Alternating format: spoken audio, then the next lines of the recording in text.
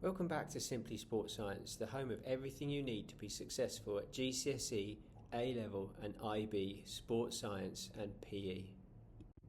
When we watch endurance athletes perform, whether they're distance runners, rowers, cyclists or sports players, there's a crucial moment hidden inside their performance, the point where their body can no longer keep lactate under control. This moment is known as the lactate inflection point, or LIP, and understanding it gives us a powerful insight into what separates good athletes from great ones. So what actually is the lactate inflection point? During exercise, the body breaks down glucose to produce energy. As intensity increases, the muscles create lactate, which is completely normal. In fact, lactate is a useful fuel. The body can clear it, recycle it, and use it again. As long as production and clearance stay balanced, the athlete can continue at that pace for a pretty long time. But eventually, intensity reaches a level where the body can no longer clear lactate fast enough. At this moment, lactate levels rise sharply, and the muscles start to feel heavy, tight, and uncomfortable.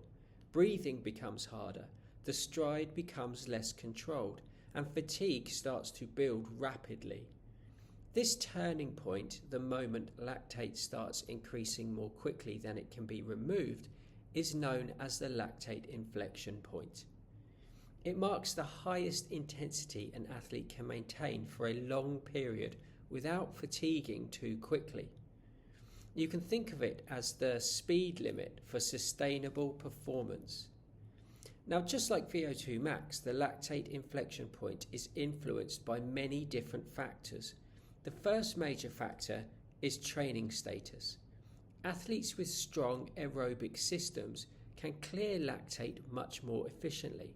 They have more capillaries in their muscles, more mitochondria to use oxygen, and stronger hearts that deliver oxygen faster. All of this helps delay the rise of lactate, allowing athletes to hold a faster pace before reaching their limit. The lactate inflection point is also closely linked to movement efficiency, similar to running economy that we looked at in a previous video. If an athlete moves smoothly, uses good technique, and wastes less energy, their muscles produce less lactate at any given speed. This means they can run, cycle, or row faster without crossing the point where lactate begins to build up too quickly. Age also plays a role, though in a more subtle way. LIP generally improves through teenage years as the aerobic system develops. It peaks in around early adulthood and gradually declines later in life. However, consistent aerobic training can slow this decline and maintain a higher LIP for many years. Gender can also influence the lactate inflection point. On average, female athletes tend to use fat as a fuel source slightly more efficiently than male athletes. Because fat use produces less lactate than carbohydrate use, this can help delay lactate buildup during steady exercise. Meanwhile, males often have higher absolute power output, which produces more lactate at the same relative intensity. But once again, training has a much bigger impact than gender alone. Another key influence is body composition.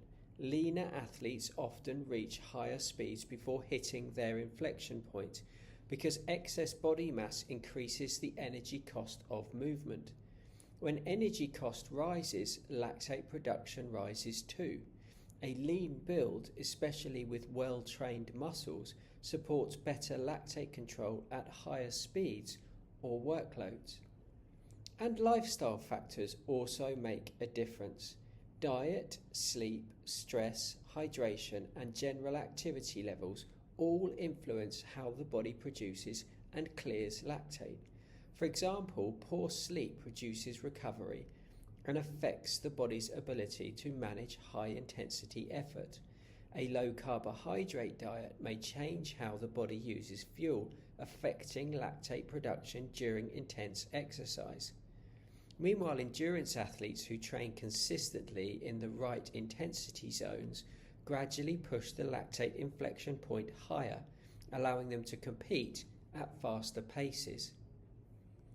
But the biggest insight for young sports scientists is this: endurance performance isn't only about the maximum amount of oxygen you can use, your VO2 max. It's also about how well your body can handle the rising lactate levels that come with higher intensity. An athlete may have a high VO2 max but still fatigue early if their lactate inflection point is low. On the other hand, someone with a more moderate VO2 max but a very high LIP may outperform them in a race because they can hold a faster pace for much longer. This explains why in many endurance sports, athletes concentrate heavily on improving their lactate control. Through training methods like tempo running, threshold cycling, interval training, and long steady-state workouts, they teach their bodies to clear lactate more effectively. They improve their efficiency, strengthen their aerobic base, and delay the point where lactate rises too sharply. And over time, this shifts the inflection point to a higher speed or higher power output. In some cases, improving LIP has a bigger impact on performance than increasing VO2 max. Two athletes with similar VO2 max scores can perform very differently depending on where their inflection point lies. The one who can stay just below LIP for longer will be able to race more comfortably, finish stronger, and avoid earlier onset of fatigue. And that's why coaches often say that endurance racing is a battle against your own physiology. Success depends on how long you can stay under the red line before the body starts to struggle with lactate overload. So lactate inflection point is not just a scientific measurement, but a powerful indicator of endurance performance. It shows the highest intensity you can sustain without fatigue taking over too soon. And just like VO2 max, it's shaped by age, gender, body composition, lifestyle habits, and your level of training. But most importantly, the lactate inflection point highlights something every athlete can control: your ability to move smoothly, efficiently, and with good technique. The more efficient your movement, the lower your lactate production at any given pace. And the further you can push that inflection point, the better your endurance becomes. Endurance performance is not only about how much oxygen you can use, it's about how long you can keep lactate in check whilst moving well. The athletes who master both will always have an edge.